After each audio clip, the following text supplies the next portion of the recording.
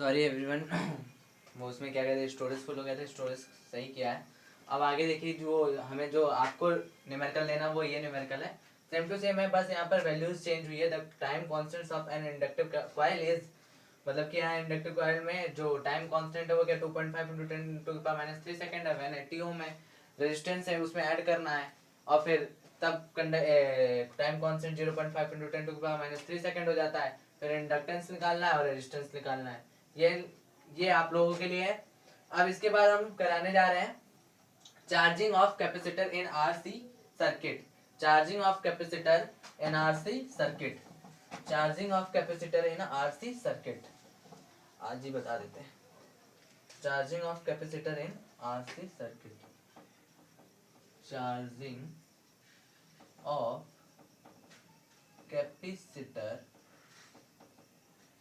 Capacitor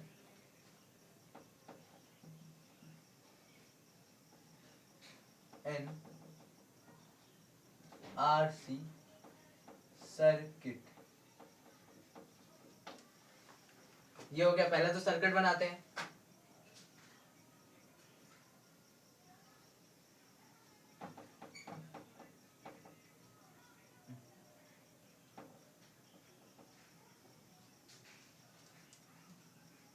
ये plus point, ये negative point. ये हो गया ए टर्मिनल,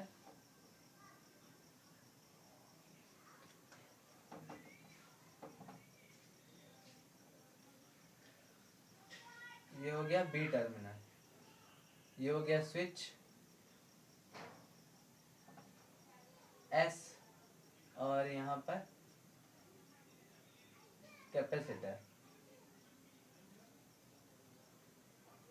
यहाँ पर रेजिस्टेंस। ठीक, ये सी, ये आर, ये बी टर्मिनल, ये ई, ईएमएफ। अब आगे हम बढ़ते हैं। इसके आगे बढ़ने से पहले कि हम जैसे ही एस स्विच से ए टर्मिनल को कनेक्ट करें, बी को कनेक्ट करेंगे तो चार्जिंग नहीं, फिर चार्ज नहीं होगा, डीके करने लगेगा। ये चार्जिंग है। हमने इसको कनेक्ट किया किसी भी तार से, जिससे भी कनेक्ट कर दिया, कनेक्ट किया, करंट फ्लो होने लगी। करंट जैसे ही यहाँ पर आई, यहाँ पर चार्ज क्या होने लगा, स्टोर होने लगा। और इसके अगेंस्ट क्या आ गया, वीसी, यानी कि पोटेंशियल डिफरेंस ऑफ अक्रॉसिंग कैपेसिटर। और इसके अक्रॉस क्या आएगा, वी आर, जब यहाँ पर धारा क्रॉस कर जाएगी। धारा अपनी चली गई। ये तो हो गया आरसी सर्किट। चार्जिंग के लिए जो सर्किट बनाए गए वो उसके लिए हमने सर्किट तो बना दिया। अब आगे हम बात करते हैं कि in RC circuit capacitor, statement लिखाते हैं कि in RC circuit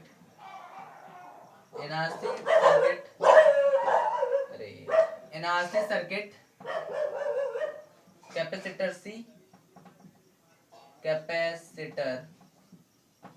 C and resistor are taken in series में ले लिया। अब जैसे ही धारा फ्लो हुई, मतलब जैसे ही हम कनेक्ट किए, when switch S connected to terminal A, switch S connected to terminal A। हमने क्या किया, स्विच एस को जैसे ही कनेक्ट किया टर्मिनल ए से, देन तब I current is flowing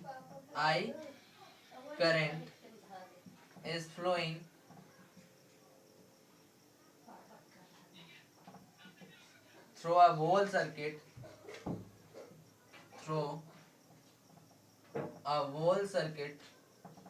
पूरे सर्किट में, a whole circuit by battery E battery के द्वारा। ये हो गया स्टेटमेंट। अब आगे बढ़ते हैं कि potential difference across in capacitor, across capacitor.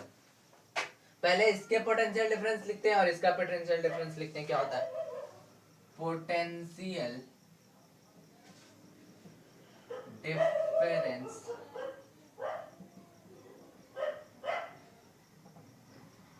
Across capacitor, capacitor, potential difference across capacitor. हाँ, तो potential difference across capacitor, capacitor का पोटेंशियल डिफरेंस कितना होगा? Vc इक्वल्स टू कितना आएगा? Vc इक्वल्स टू, पहले क्या होता है? Q इज प्रोपोर्शनल टू किसके होता है? Q is proportional to Vc, तो Q is equal to CVc हो जाता है। तो Vc इज इक्वल टू क्या आएगा? Q बाई C, यही आएगा ना? तो Q बाई C, इसको नाम देते हैं फर्स्ट समीकरण। निकाला कैसे ये बता दिया आपको। And potential difference across resistor, potential difference across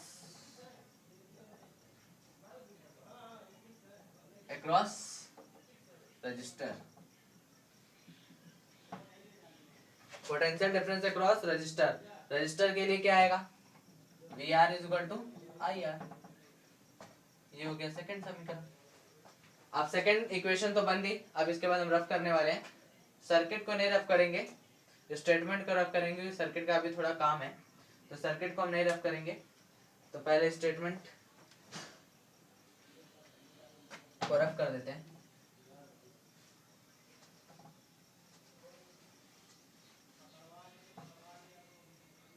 circuit का क्या काम है वो हम बता देते हैं, फिर उसके बाद इसको रफ कर देंगे। इसमें क्या लगाएंगे? किरचॉफ लगाएंगे, किरचॉफ लॉ लगाएंगे। किरचॉफ लॉ क्या कहता है? बाय किरचॉफ लॉ यहाँ पर लिखते हैं, फिर अभी ऊपर खसकाएंगे। बाय किरचॉफ लॉ अभी लिखेंगे according to Kirchhoff law. Kirchhoff law क्या कहता है कि सिग्मा, सिग्मा मतलब ई, मतलब पूरा टोटल ईएमएफ बैटरी का इक्वल्स होता है किसके? ये वोल्टता का नियम भी कहलाता है इंटर में, आई आर। आई आर मतलब सबके पोटेंशियल डिफरेंस के इक्वल्स, मतलब कि टोटल ईएमएफ सबके पोटेंशियल डिफरेंस का एडेड होता है। तो यहाँ पर दो पोटेंशियल डिफरेंस है, वीसी प्लस वी आर, तो यहाँ पर यही लगेगा। तो अब इसको हटा देते हैं, अब इसका काम खत्म, बस इतना समझाने के लिए। अब आगे हम यहाँ से दिखाते हैं कि according to Kirchhoff law, according to Kirchhoff, according to Kirchhoff law, Kirchhoff's law क्या आएगा? E इक्वल्स टू, उनका लॉ भी लिख देते हैं, E equals to I are.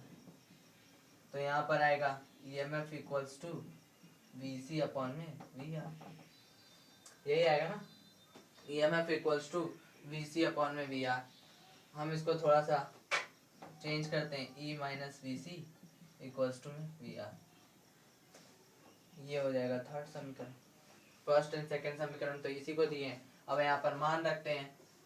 मान रखने से पहले हम कुछ वैल्यू भी निकाल लें। पहले मान ही रख लेते, फिर वैल्यू निकालते हैं। पहले मान रखते हैं। मान क्या रखना है? VC का मान और VR का मान। तो VC का मान क्या निकाला है हमने? Q बाई C, यानी नेगेटिव है, माइनस है मतलब आई आर। ये हो गया फोर्थ समीकरण। अब यहाँ पर I का मान निकालेंगे, वो भी किसके थ्रू? वहां उसके थ्रू, क्या कहते हैं? कैपेसिटर के थ्रू। कैपेसिटर के थ्रू इलेक्ट्रिक करंट कितना आएगा? यहाँ बैटरी के द्वारा निकालते हैं तो प्लस आता है, बैटरी जब कट ऑफ कर जाती है तो माइनस। तो इलेक्ट्रिक करंट, यहाँ तो बैटरी लगी है ना, तो माइनस नहीं आएगा। जब डीके वाला करेंगे तब आएगा। Electric current I equals to D Q upon में डी टी। ये एक फॉर्मूला होता है ना, I equal to Q upon T होता है, तो ये फॉर्मूला भी तो होता है चेंजमेंट वाला। अब हम आते हैं फॉर्मूले में रख देते हैं। फॉर्मूले में कर दें, फॉर्मूले में रखते हैं E इक्वल्स टू, अरे E minus Q by C equals to, हाँ, I की जगह डी क्यू अपॉन में डी टी और आर। डी टी को उधर ले जाते हैं, E minus Q by C को इधर लाते हैं, तो डी टी को इधर लाया, डी टी को इधर लाए तो डी टी इक्वल्स टू ये हो गया आर डी क्यू अपॉन में E minus Q by C. थोड़ा और चेंज करते हैं, E equals to R D Q को इसको सी एलसीएम लेकर भेज देते ऊपर, तो R C D Q upon में सी ई माइनस क्यू। ठीक, अब बोथ साइड इंटीग्रेशन करते हैं, तो integrating equation fifth, integrating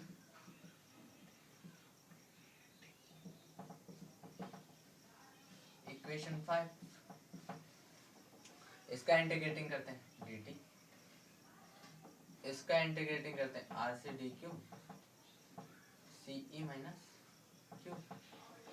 okay, तो D T R C D Q upon में C E minus Q.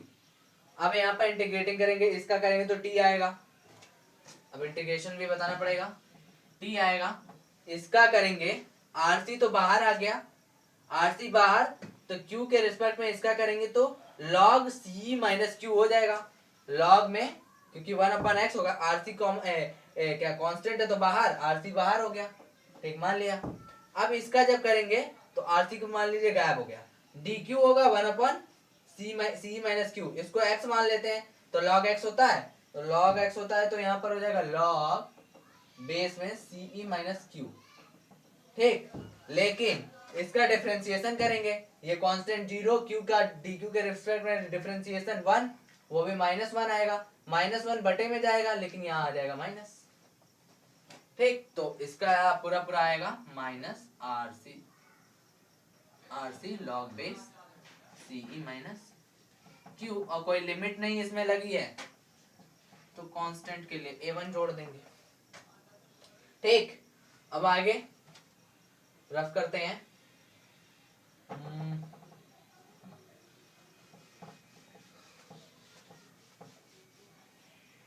Rough क्या करना है, अब हम यहाँ पर इनिशियल टाइम में जाते हैं कि जब हमने उसको जोड़ा ही नहीं था, जब जोड़ा नहीं था मतलब क्या, तो चार्ज स्टोर नहीं हो रहा होगा, चार्ज स्टोर नहीं तो क्यू, लेकिन कब, जब हमने जोड़ा नहीं था, तो एट टी इक्वल्स टू 0, तो कंडीशन एट इनिशियल कंडीशन कौन सी लगी, इनिशियल कंडीशन में q equals to 0 at t equals to 0 पर, q equals to 0 t 0 R C minus में log base E C E बचे, सी ई क्योंकि क्यू 0 तो सी ई बचेगा, सिर्फ सी ई बच गया, एंड a1 को वहीं छोड़ते तो a1 की वैल्यू क्या आ जाएगा, आर सी प्लस में log base E C E. ठीक है ना, देख ले, चल भी रहा है कि चला गया, चल रहा है सी ई।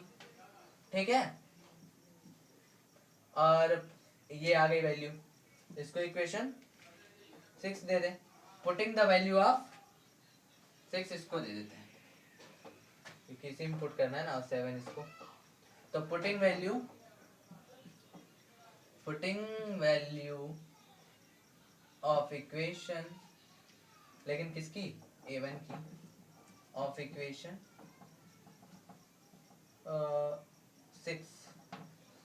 6 में पुट करते हैं तो t इक्वल्स टू आ जाएगा आर सी माइनस में log base E C E minus Q minus plus R C log base E C E. ठीक, अब आर सी माइनस का कॉमन ले लेते हैं, minus R C common, log base E अंदर बचा सी ई माइनस क्यू, और अंदर बचा ये क्या कहते हैं, ये बचा, हाँ, लॉग बेस ई सी ई। आर सी को उधर भेजते हैं, जो यूज हो गई इक्वेशन उसको हटा देते हैं, आर सी को उधर भेजते हैं तो टी बाई आर सी हो जाएगा, वो भी माइनस वाला। फिर यहाँ पर आएगा लॉग बेस ई, ये ए लॉग ए माइनस लॉग बी का फॉर्मूला बन जाएगा, तो log base E C E minus Q upon में और जो कल समझाया था कि अगर y बराबर log x दिया है, कोई वैल्यू ऐसे दी है, तो अगर x का मान निकालना है तो x इक्वल्स टू हो जाएगा e की पावर y। तो यही फॉर्मूला यहाँ पर अप्लाई कर दीजिए। तो e की power minus T by R C equals to C E minus Q upon में सी ई अलग अलग करते हैं, ए माइनस टी अपॉन में आर सी ई से C E cancel, one upon में क्यू अपॉन में सी वी सी E, ये हो गया। अब हमें क्यू अपॉन सी ई इधर लाते हैं, इसको उधर भेजते हैं। Q upon C E equals to one minus E की power minus T upon R C, और क्यू यही रखते हैं, सी ई को उधर भेजते हैं। Q equal to C E, इसका पूरा ब्रैकेट वन माइनस ई की power minus T R C हो गया। ये तो अभी ये आया है, लेकिन अभी हमें यहाँ पर निकालना है। जैसे कि हमने करंट का फॉर्मूला होता है, करंट का फॉर्मूला नहीं, Q इक्वल टू क्या होता है, जनरल फॉर्मूला। जनरल फॉर्मूला क्या होता है, Q equal to C V C, लेकिन VC की जगह E है, यानी ये मैक्सिमम हो गया। E क्या हुआ, मैक्सिमम, तो ये Q नॉट हो जाएगा, मैक्सिमम चार्ज। तो मैक्सिमम चार्ज इक्वल्स टू, यहां से ये हटाते हैं, तो maximum charge equal to maximum charge कितना आ जाएगा, Q not equals to C E, Q not equals to C E, maximum charge equals to Q not, कौन है, हाँ, तो Q equal to C E, ये हो गया मैक्सिमम चार्ज। मैक्सिमम चार्ज होने के बावजूद अब हम आगे बढ़ते हैं कि ये क्यू सी ई की जगह क्यू नॉट रख सकते हैं ना, तो Q is equal to Q not one minus E की power T by R C. अब ये कल ही अपलोड करेंगे, आज नहीं करेंगे, आज ये वाला करते हैं, कल वो वाला, क्योंकि ज़्यादा मिनट की बन जाएगी, इतना तो डाटा भी। ठीक, ये तो हो गया Q is equal to Q not one minus E की power minus T by R C. अब इसके आगे हमने वो यहाँ पर कौन सा कांस्टेंट, टाइम कांस्टेंट। यहाँ पर टाइम कांस्टेंट क्या, यही है, this is a required formula, यानी this is a required relation for charging of capacitor, यही रिलेशन है ये। अब हमें यहाँ पर टाइम कांस्टेंट निकालना है। टाइम कांस्टेंट, इसको भी लैम्डा से ही मान दोगे, आर सी, क्या आया, आर सी। ठीक, तो फॉर्मूला को ऐसे भी चेंज कर सकते हैं, Q is equal to Q not one minus E T by lambda. अब हम यहाँ पर एक ग्राफ बना दें, लास्ट बचा है बस ग्राफ, ग्रोथ ऑफ चार्ज का, वो चार्जिंग का जो ग्राफ है, जैसे करंट का बनाया था वैसे इसका, ये Q है, ये T है, टाइम के और यहाँ पर Q नॉट है, यहाँ से चार्जिंग गई